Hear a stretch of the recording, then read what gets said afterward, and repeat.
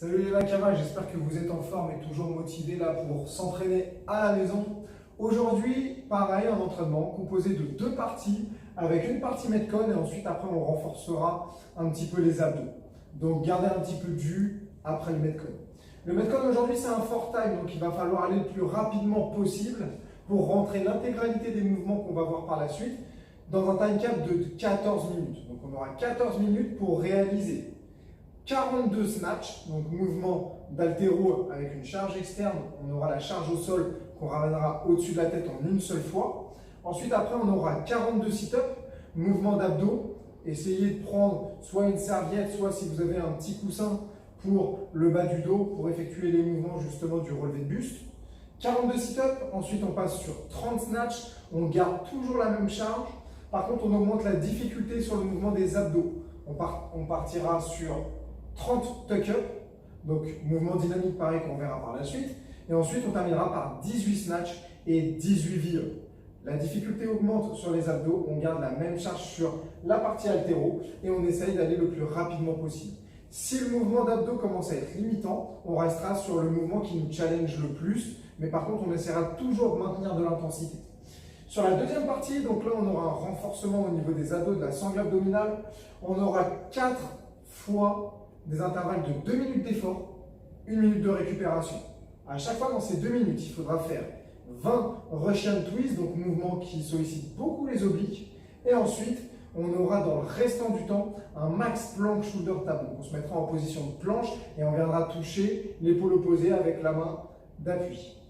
Et ça, on le répétera 4 fois et on s'oblige à garder 1 minute de récupération parce que l'objectif étant de mettre une max intensité pendant ces 2 minutes. Je vais donc faire appel à Sandra pour voir les différents mouvements du boule.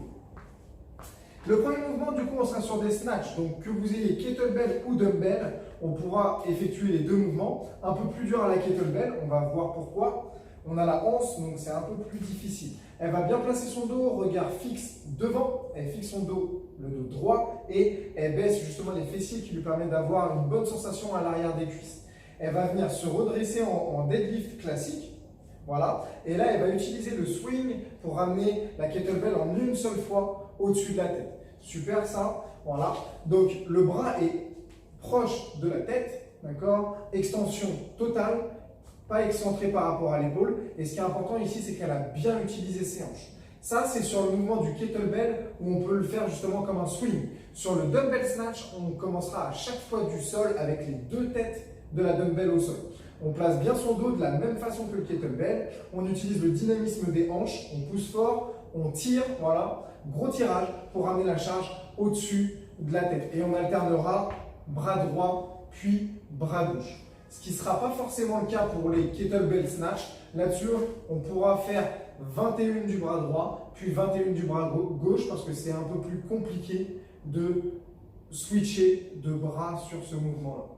Donc voilà pour les deux mouvements. Et si vraiment ce mouvement-là est trop dur avec la charge que vous avez, on fera des American Swing. Donc on ait une charge dumbbell ou kettlebell, on ramènera à l'aide des deux mains la charge au-dessus de la tête. Voilà. Ça sollicite un peu les mêmes muscles, c'est juste qu'on ne travaille pas en unilatéral, donc on aura un peu plus de stabilité. Ça c'est pour les snatchs. Ensuite on va passer au niveau des sit-ups.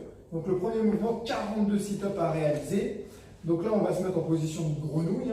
On va toucher le sol derrière avec les deux mains, on touche bien le sol, comme ça on est sur des amplitudes totales et on vient toucher le sol devant en s'assurant de passer les épaules devant le creux des hanches. Fais-moi une ou deux reps, Sandra. Ok, ça c'est bon.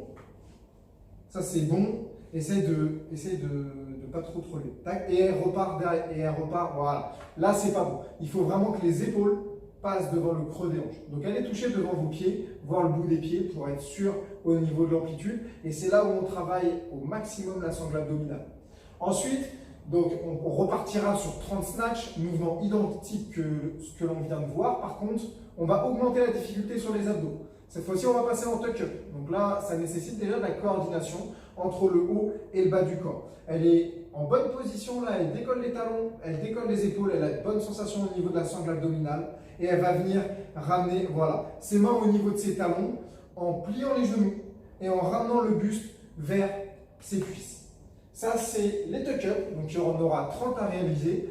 Il se peut que ce mouvement soit trop difficile déjà à effectuer avec de l'intensité. C'est pas grave, vous pourrez rester sur des sit-ups classiques.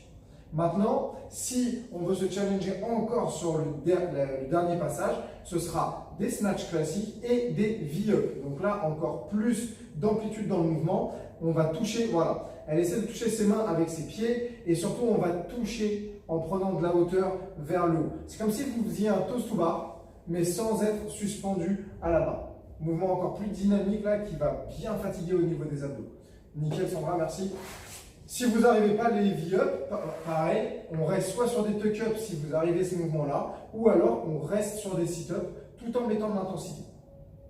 Voilà pour la première partie, time cap 14 minutes. Il ne faut pas aller trop lentement, il ne faut pas trop réfléchir, n'hésitez pas à adapter le mouvement si besoin. Sur la deuxième partie maintenant, on sera sur 4 intervalles, 2 minutes d'effort, 1 minute de récupération. Premier mouvement, 20 Russian twist. Donc on peut le prendre avec la dumbbell, si c'est pas trop, ok, super. Donc là on vient décoller les talons, on garde bien le buste droit, super, et là on vient toucher avec la dumbbell sur le côté. Voilà, nickel. Donc là on contrôle, d'accord, on évite les trop grosses torsions là au niveau de la colonne vertébrale. On s'en fera 20, et ensuite on part sur un max de planche shoulder tap. Donc là on vient se mettre en position de planche sur les mains, voilà, super. Alignement épaules, hanches, genoux. Essayez de me faire une hyper extension là, de baisser les fesses. Voilà, c'est ce qu'on veut éviter, d'accord? On reste bien gainé, on cambre pas le dos, on reste bien aligné, épaules, hanches, genoux. Sinon, on peut très bien passer sur les genoux, il n'y a pas de souci là-dessus. Et le shoulder tap, avec la main droite, on vient toucher l'épaule gauche.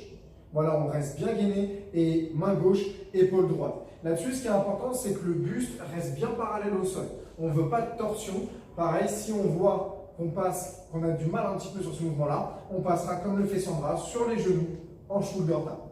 Voilà, bon renfort qui dure 12 minutes avec à chaque fois 1 minute de récupération.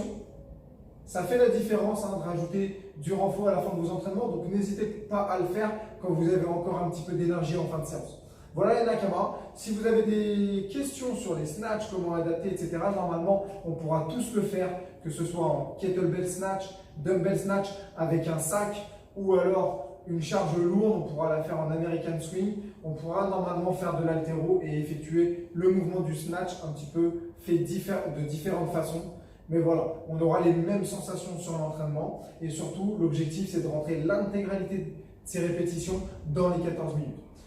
Voilà les Nakama, n'hésitez pas si vous avez des questions, bon courage pour l'entraînement. Le warm-up peut-être. Et on voit le warm-up. Ok, donc pour le warm-up, on va bien s'échauffer, surtout sur la première partie pour le Metcon. On sera sur 3 tours, 20 secondes d'effort, 10 secondes de récupération. Tabata classique, plusieurs mouvements. Sumo deadlift high pull pour préparer justement au tirage du dumbbell snatch. Donc là, écartement large au niveau des pieds, plus large que les épaules. On ouvre bien la poitrine comme le fait Sandra, on baisse bien les fesses, ça nous permet d'avoir une bonne tension à l'arrière des cuisses. Et là, on va garder la charge proche du corps, venir tirer les coudes le plus haut possible, au-dessus des épaules si possible. Et comme ça, on va bien chauffer le haut du corps et le bas du dos. Ok, super. Sumo deadlift high pull, 20 secondes d'effort, 10 secondes de récup. Ensuite, on partira sur des push press. Donc là, elle va vous montrer avec la kettlebell, parce que c'est moins évident. La hanche, voilà, est face à elle. Donc là, on va faire des push press, elle va fléchir les hanches, pousser fort dans les talons et développer la charge au-dessus de la tête. Ça va bien venir chauffer les épaules. Et surtout ici, ce qu'on veut, c'est dynamiser un petit peu les hanches. Donc 20 secondes d'effort, 10 secondes de récup. Et ensuite, le good morning, on fléchit un petit peu les genoux. On garde bien le dos droit. Et on incline le buste vers l'avant pour un maximum de tension à l'arrière des cuisses. Voilà, super. Nickel. Et après, sur le dernier tour, si on veut même, on pourra avoir une charge au niveau des clavicules et faire la même chose pour plus de sensations. Dernier mouvement, hollow rock. Donc, on lève, on décolle les talons, on décolle les épaules, mouvement assez exigeant, je ne vais pas la faire patienter trop longtemps. Et là, voilà, elle vient se balancer pour essayer d'avoir cette synchronisation entre le bas et le haut du corps et préparer au tuck-up et V-up. Voilà les Nakama, bon warm-up, échauffez-vous bien sur ce mouvement-là. Ce n'est pas un WOD qui est très long, mais là-dessus, il va falloir mettre de l'intensité sur le mouvement d'haltéro, sur le mouvement de gymnastique. Si le mouvement de gymnastique est limitant, rappelez-vous, on adapte, on reste sur le mouvement qui est un petit peu moins challengeant, que ce soit les V-up, tuck-up ou sit-up. Et ensuite, après, on garde un petit peu de gouache pour la partie renfort. Ciao les Nakamas, bon courage pour l'entraînement, ciao.